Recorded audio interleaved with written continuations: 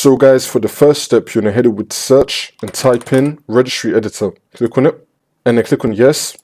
And now this will come up. And then once you're on this, you can follow everything that I'm going to be doing up here. So first you want to expand HK local machine. Now you want to expand software. Now you want to expand Microsoft. I'm going to make this a bit bigger. Now we're going to expand Windows script host. We're going to scroll down till we find Windows script host. Here it is. You want to expand this. And now you want to click on settings. And now this will appear on the right side. Again, you can follow everything that I did up here.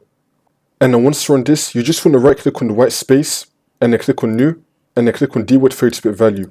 You want to call this enabled. Spell it with the same capitals and lowercase as I did and then click on enter. And then once you have this, you're going to double click on it. You're going to make the value data 1. So in this box right here, you're going to type in the number 1 and then click on OK.